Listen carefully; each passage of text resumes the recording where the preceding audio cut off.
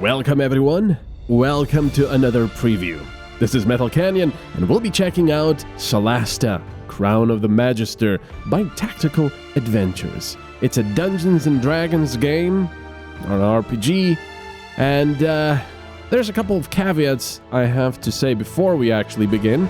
Well, one, it's obviously very early access, this game. It is available on Steam at the moment. And two, while I'm an avid fan and player of Dungeons & Dragons 3.5 edition, I've never actually played any of the other versions, so 4th edition, 5th edition, and this game is based on 5th edition. So some people, some people don't like 5th edition. I haven't really checked it out yet, even though it's been out for a while. But anyway, just so you know that I know a fair bit of Dungeons & Dragons rules, just not up to date on the 5th edition. Anyway, considering Solasta, Crown of the Magister is trying to be fairly true to the rules, there's quite a lot of stuff that, you can expect here. So let's see, let's go to the characters. The first really cool thing is that you create your party of characters. So instead of just creating your character and then meeting NPCs, you can pre-create your party of 4 characters. Right now, you've got a bunch of stuff available, like Hill Dwarf, and you can also select the lineage, Hill Dwarf or Snow Dwarf, and of course they all have their backgrounds, they all have their ability score increases, different stuff, and so on and so forth. And of course, as you would expect from a Dungeons & Dragons game, you've got plenty of stats already, even just selecting your race, which is pretty cool. And also, Dark Vision is implemented, which is kind of nice. That's reflected in the game, although right now I think it's a bit weird because Dark Vision allows you to see normally in dim light and in natural darkness as if it was dim light, but it gives you negatives to actually hitting the enemies, which is weird. I believe they've sort of explained why they did that for gaming purposes, but it is kind of weird. So don't expect a one-to-one translation of the rules here. So you've got also half-elf, human, high elf, and a sylvan elf, and also marsh halflings and island halflings. I like the pictures, it's really cool.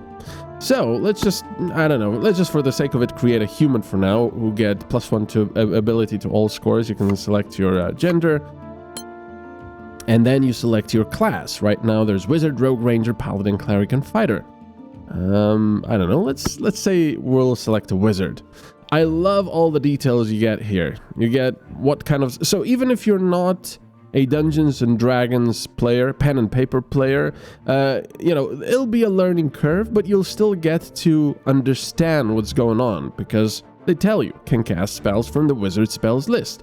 Choose 2 of these skills, Arcana, History, and blah blah blah. And this might look imposing, but as you click Next, the game actually helps you quite a lot with this stuff. Also, the nice thing is you can edit your equipment, or the starting equipment, so you can start with a quarterstaff or a dagger, and of course you can always hold left alt to get more information. Now that's in a lot of stuff it won't actually tell you how much damage you'll do on a spell, for example, so I would prefer to have an option to have the alt feature always on, because otherwise I just see myself pressing left alt all the time. And it's also got properties like what kind of damage it does, bludgeoning, while the dagger does piercing, of course. It's also a melee, and it's versatile. I'm not exactly sure what versatile means, and it's a standard weapon made out of wood. And a dagger, of course, requires finesse. I cannot check that out there. And it's a light weapon, and you can also throw it. And then you can select a component, pouch, or because, of course, you need components to cast spells. And a scholar's, and so on and so forth. So it's pretty nice. I do have to say I've enjoyed character creation a lot, just because I really like complexity in my games, and this delivers.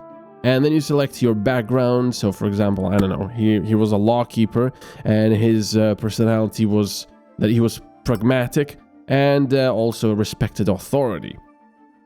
You can also select your alignment. So, for example, chaotic stuff is out of the picture here because we were a pragmatic authoritarian person. Well, not authoritarian, but we enforced rules and beliefs with authority and leadership. So let's say we were the goody good, the lawful good.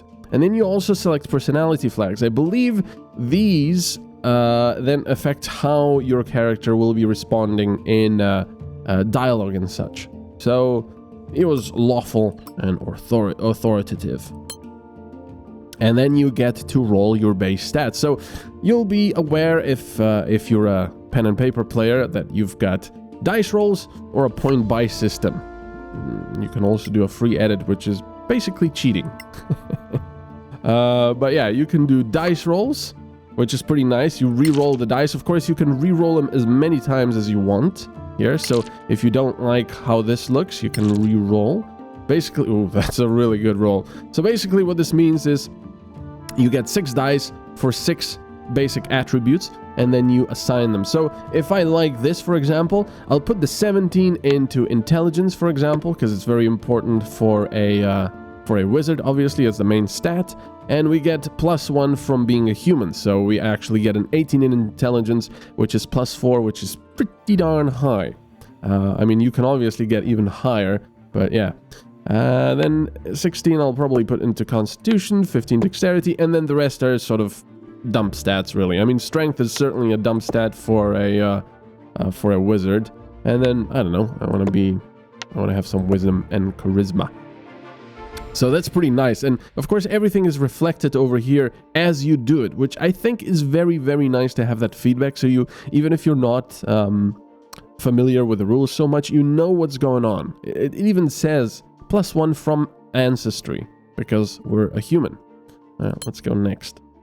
And then you get to the proficiencies, and this might look very weird and confusing, but it's basically skills that you can improve. So because we're a wizard, we get stuff in investigation, history, and so on and so forth. And if you don't know exactly what investigation would entail, or insight, for example, just hover over it. Your wisdom insight check decides whether you can determine the true intentions of a creature, such as when searching out a lie or predicting someone's next move. This can be useful to know which negotiation technique you should employ during a dialogue. So obviously, in a pen and paper environment, if you were talking to someone, you would say, well, I'd like to roll for insight, just to see if this NPC is actually lying to me or not. But over here, it happens automatically behind the scenes, and you'll be notified in dialogue when that actually happens and whether you've succeeded or not. Which is kind of gamey, of course, because in a pen and paper environment, you wouldn't really know whether you've succeeded or not. I mean, you'd know if you rolled a 1, for example, that you're probably not getting the true answer here. The GM would just say, oh yeah, that the guy is completely trustworthy. And if you rolled something high, like a 17, plus your 5, you would know that you're probably on a pretty good track, unless you were talking to a world-renowned liar, which would have an even higher score than you, and roll. So anyway, you select your skills here. And then you go for the ancestry languages, because of course that's pretty important in a D&D environment, because there's lots of languages and lots of creatures and people speak different languages. So if you want to actually understand them, well, you'll have to speak obviously Common, which is the most common spoken language everywhere. And then, I don't know, let's say we speak Old Termarian, an ancient language originated from Termar, the lost world of humans. It has been protected and transmitted since the Cataclysm. And of course, we also get the background languages, which I believe you don't know as well, but let's say we know Giant. Okay, next, and then we get to get the spells and cantrips because we selected the wizard. So I don't know. Let's just say I select light because I want light. This is the really cool thing. In a lot of D&D games, which don't follow the rules exactly, you often don't get the utilitarian stuff, like light, for example. An object you can touch emits a powerful light for a limited time. I think that's really cool. So you get stuff like light, for example, you get identify. Obviously identify, this is a staple, but like detect magic and I don't know, things like that. It's pretty cool to have. And featherfall, it's not very often you see featherfall in games, I think. And I think it's well implemented. So, for example, I don't know, we also want Firebolt for some extra stuff. Obviously, cantrips are spells that you can cast as many times as you like, because in a D&D environment, a wizard can only cast spells as many times as he has slots in his, well, memory, I suppose, in his wizard book. Well, actually, I explained that wrong, but here. I don't know, we select Ray of Frost, and then we select a few of these. So identify, detect magic, I don't know, Burning Hands, Magic Missile is excellent in every way, really. And I don't know, Featherfall, and then Thunderwave, mid-wave force that causes damage and pushes creatures and objects away. So we've selected that. So you can see that the game takes your hand and takes you through the character creation, and I really enjoy that. Now here is where we'll get to the other part of the game, which is graphics. This is really not a very graphically impressive game. This is not a game you should be going into if you want, we'll just select Jeff Hastings, if you want a good-looking game. It looks fairly dated. I mean, the environments can look pretty good, but, you know, it looks fairly dated, especially when you go close up to a character. This might look okay, but when you're in conversations and such, it'll look not that great. But again, you know, this is a game for. You also got voice, by the way. Courage! Look at that! A secret door! We bring light in darkness. I will not forget this. You're still standing! There we go. You're still standing. So we've created Jeff. So now we can actually select him. Oh wow. What happened to my no valid save games found? What? No, no, no! Don't do this to me. I wanted to show you some of the stuff that I. Oh no. Oh, there it is. That's one of the bugs. Well, that's why it's early access still. But anyway, let's load a game. So I can show you something. I don't know. Let's say this one, Forest Ruin, for now. Yeah, but this is not a game you should go into if you're expecting graphical fidelity. The environments can look pretty nice. Characters not so much, especially when you go close up on them. And also, you might have noticed that I'm only recording this in 1080. So the reason for this is because for some reason right now, despite the fact that I can run this game on Quad HD just fine, and everything maxed out, and it's going to be locked on 60 FPS or even more if I want to.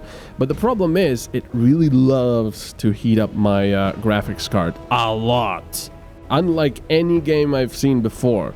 And the reason is also because I have my graphics card cooling set pretty aggressively, so the fans and pumps start going crazy in this game. So that's why this is the only way I can actually get it to cool down, by running at 1080. Not really sure what's going on there, hopefully just an optimization problem. But yeah, you should be aware that there's a fair few things problematic a little bit in this game right now. So anyway, we're in combat with my usual group. I haven't played that much, unfortunately, because the game refuses to go to the second area now after the patch. It just keeps loading. But anyway, let me show you how combat works. If you're a D&D 5th edition expert, you'll probably know. Thanks for me, for the 3.5 player, 3.5 player, it's a little bit different. So I had to relearn some things. But for example, here's Eliza, my cleric. I've created all of these guys myself, by the way. Just like you've seen, I didn't pre-pick them, which is pretty cool. So we're being ambushed here on the way by these evil priests and acolytes. So we're just gonna run over here and hit this guy. Yeah. There we go. Can't win. So of course, just like because this is D&D, you get rolls for everything. So she rolled a 16, and plus 5 with her skill with a mace is 21, which is indeed a hit. And he sustained 7 damage. So we can also cast a spell now, but of course nobody's really hurt in our party, so we're going to abort that and end the turn. Then we've got Tombo, who's a level 2 halfling rogue. He's pretty darn good with his attacks. So I'm gonna I'm probably gonna have him go here through my character, apparently, and attack. He should kill this guy. You Nice. didn't get me. Sneak attack. And I'm gonna end the turn. And then we've got Aldrich here, who's our dwarf. And I think Aldrich is going to step forward here. And then not attack, but he's going to ready an action and do a melee attack when the guy moves into melee range. And here's Phoebe, our level 2 high elf wizard. I'm probably gonna... She can see that guy there. So I'm probably gonna move her here. And then cast a spell. Let's just do some magic missiles on this guy. Why not? So 1, 2, 3, and 4. All 4. Because, of course, magic missiles, you can have them go... Nice damage! 3 times 5 and 1 times 3. Very nice damage. Unfortunately, didn't kill him yet. But that was pretty good. Oh, he's gonna attack. So she failed the dexterity save and got 8 damage. Aldrich missed, unfortunately. What are you gonna do? Cure wounds. Okay, he's actually healing himself. And now he's run into an area where I can't actually see him, so that's a bit annoying. Let's attack this guy. Nice. Bend the knee or perish. But you can see that, you know, graphically, it's really not very impressive. Let's be honest. It doesn't look ugly, but it's not very impressive at all. But here's the thing. That doesn't really matter that much. I mean, this is a D&D game that tries to follow rules quite a lot, and I really appreciate that, despite the fact that, of course, the old school player in me would prefer a 3.5, which I've played and loved, and apparently the 4th and 5th edition are a bit, well, sort of dumbed down. But yeah, I mean, you really shouldn't be going into this wanting to play a graphically amazing game. So, this guy's gonna die anyway. However, I'm not sure if Aldrich will actually hit him, so we're gonna go over here and get him. Oh, what? Why an opportunity attack? I didn't actually go out of his area of influence. That's weird. Darn it. I was kind of hoping that he could kill him and that Aldrich could use his crossbow on that guy, but that's not to be. Okay, so end the turn. And now we have Phoebe again, who's gonna do, let's say, some burning hands. Of course, that's not gonna work because that's a pretty short range effect. There's also a lot of verticality and light stuff in this game. So, for example, verticality, there's a lot of places where you can actually climb up and attack from above or below. There's also stuff where you can hide. So, for example, you can go cautious. There's no hide in combat right now. It's not implemented yet. But if your entire party is cautious and you're high enough, enemies right below you won't ever have the chance to detect you unless they actually climb up or have some magical means, which is pretty darn cool. And of course, I also appreciate that, for example, if there was another platform here on this column and you had to jump over and it was a very long jump or your athletics skill was very low, you'd have to roll for it. And if you failed the roll, you'd go prone, which is pretty bad in combat. But I really appreciate the fact that we get all these options, you know? Okay, let's move over there because that's full cover and she can actually see him. I mean, it's not full cover. No, it is full cover, I think. So yeah, there's also cover in this game versus ranged stuff. Let's just do let's do a shadow dagger. Oh, let's do a cantrip, a firebolt. Even though you see it doesn't tell you the actual damage, you have to press Alt and hold it. It's 1d10 damage over there in the spell effect. So let's do that. It's not gonna kill him, of course, but just to show you a little bit of the spell effects. Spell effects are pretty cool. She unfortunately missed, or it didn't look like she missed. It's more like she fumbled the attack. What are you doing? What did you do? Oh, chill touch, but he missed. How did you do a chill touch? I thought that was touch only, not ranged. Oh well. Alright. Now I'm gonna do... That's a melee hit. I'm gonna do a guiding bolt. Range 24. Light is with us. And she also fumbled that. Or, well, she missed it. Well, that was not very good. Let's move her closer. Even though that's not gonna matter. But of course, you know, using all of these spells and such, you gotta be careful. You gotta know what you're doing because Phoebe won't have a lot of those. For the example, she's already used one level 1 spell, so she can only use, I don't know, 4 or 5 more today, unless she has a long rest. So let's change to our bow and hit this guy from quite far away. That's gonna be a miss, because it was a 5 plus 4. It's not very good. And I suppose you can change to the crossbow as well and try this. 19 plus 2, excellent. Wait till the next one. That's good. Alright, so Phoebe, let's see. Okay, she's got 3 slots. She's already expended 1. So she can, you know, she can do 2 more of level 1 spells, but that's about it. Cantrips and high level stuff, yeah, she can do forever. So she'll never be without spells to use or attack, for example, with. So I'm just gonna do magic spells again. Obviously, I try to preserve my spells because I think we are... nice. We're still... he's got another Cure Wound spell. He just refuses to die this one. Unfortunately, we can only go here. Although, we can also dash. So we're going to dash and go all the way up there. Which means that we cannot attack this turn. But dashing also means... No, sorry, that's disengage that I'm thinking about. Disengage also allows you not to have any attacks of opportunities. So we can also cast a spell, but nobody's really hurt, so... not a problem. 18, nice. Lovely, and that's done. So we've done that. And you can see, Acolyte and Evil Priest, your knowledge has increased because you've got a bestiary. And as your knowledge increases, you get more of their stats. So for example, I've fought these Brimstone Vipers, the tiny beast, which looks weird. Its AC is 14, it's got 5 health, but I don't really know anything else about the fact that it has blind sense. Interesting, I didn't even know it has that. So it's pretty cool. The more you fight them, knowledge level 2 out of 4, the more you know about them and how to actually attack them. So, you know, we'll also get what vulnerabilities they have, resistances, immunities, what saving throws, so you know what kind of spells to throw at them.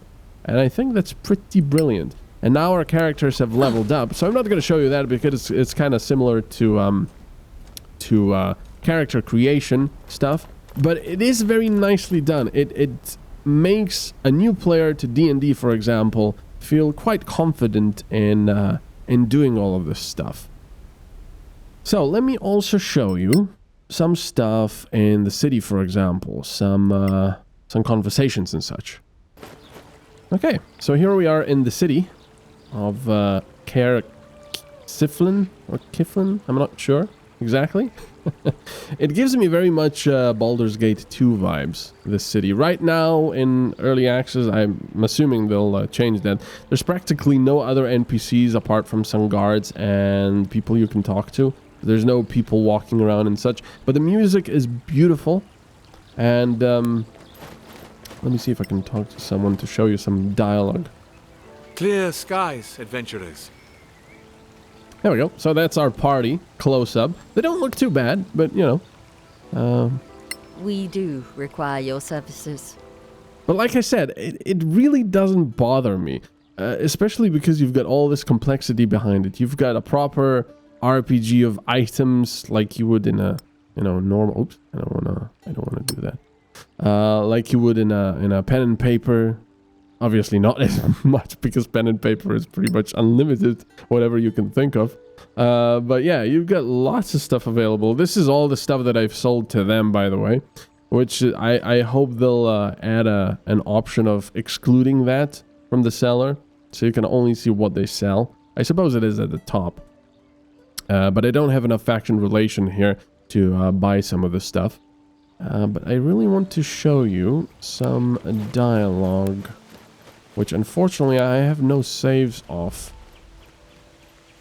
where the dialogues takes place. But you get several options. You can, instead of having one character speak and having dialogue options for them, you get various dialogue options of all of your party members.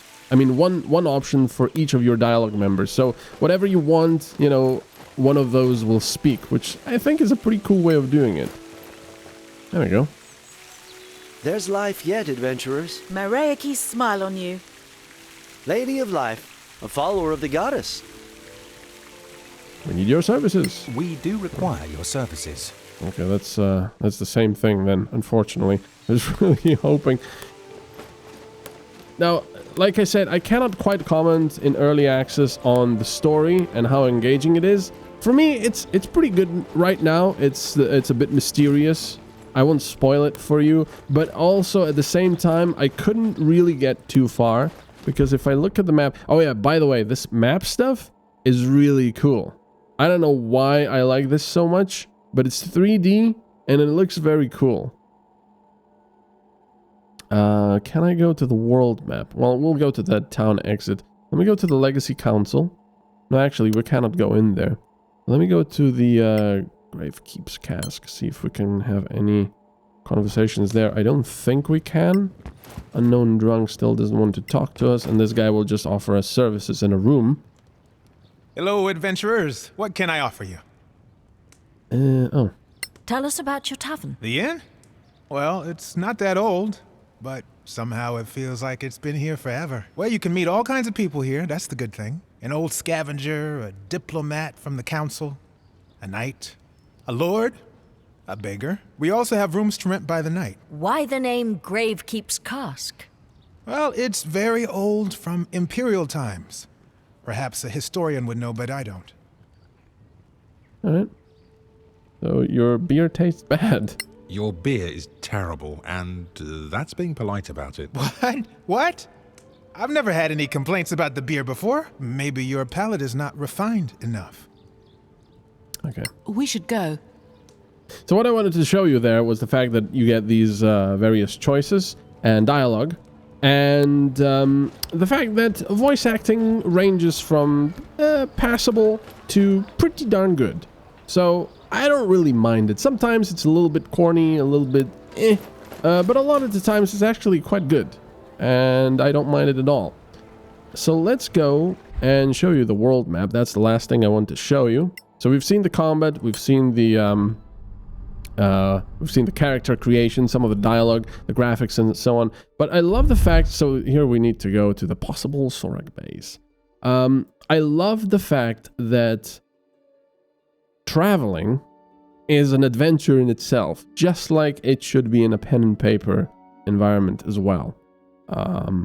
So for example, we want to go to this possible Sorag base, and we can travel there and select what our travel pace will be. Will it be normal, fast, or slow? So we've got 95 miles to go. It's going to take us 4 days to go there, 4 long rests, and because there's 4 people in a party, we'll need 16 rations for that. Fortunately, our party also scavenges and looks for food while they travel, so sometimes they'll find food of their own, sometimes they won't. You can also do a fast travel pace, which means that you'll be more likely ambushed and such, or you can do slow, for example, which is pretty slow. We'll go for normal. You also have travel settings where you can interrupt when the long rest has been completed, when a character can level up, or when an item has been crafted, because of course your people will be doing crafting and other things while traveling. So here you've got a travel journal. Eliza manages to collect crafting ingredients.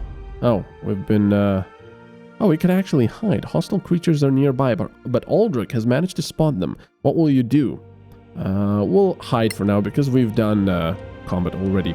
Tombo starts a discussion about deities and religions. Eliza starts singing an old song. The party has finished the long rest and has consumed 4 units of food. Also, Aldrich now has found some tasty mushrooms. The party gains 3 food rations. You know, it's mostly fluff, but it's also good stuff, like you find some food and so on and so forth. Now they didn't find any food. Plays a tune on the flute. So it's pretty nice, and I also love the look of the travel here and the day and night cycle. It's pretty cool. So, without me going on and on and on about everything, we'll actually going to interrupt here because I don't want to spoil too much for you. But I'm really enjoying this, despite the fact that it's sort of hard-locked me out of continuing to play with this party. I think I'll have to restart the game completely to be able to go to the Sorag base because it just keeps loading this place. I don't know. I managed to go to it last time, but then the game patched the next day and I couldn't load this place anymore, so I'm not really sure what's going on there. So, just to surmise, It's a fairly good implementation of 5th edition rules. It's not one-to-one implementation, I believe. Graphically, it's nothing really special, but it can look nice. It can also look pretty dated at some points. Voice acting is okay to good. Combat, I have to say I love, despite the fact that it feels slightly clunky with the animations, but they say that that will be improved and polished. And I love the complexity behind it. And I love that they're doing all this like you would do a pen and paper game. I actually do have a slight little, feeling like I am doing pen and paper, or that I'm back in Baldur's Gate 2 days. So yeah, I can really recommend this game even now in early access because it's pretty enjoyable if you like Dungeons and Dragons and the rules. But if you're looking for something flashy and actiony, this is probably not the game for you. But yeah, I'm pretty impressed with this, and I cannot wait to see where else it's going to go. Thank you very much for watching, and I will see you in another video. Bye-bye.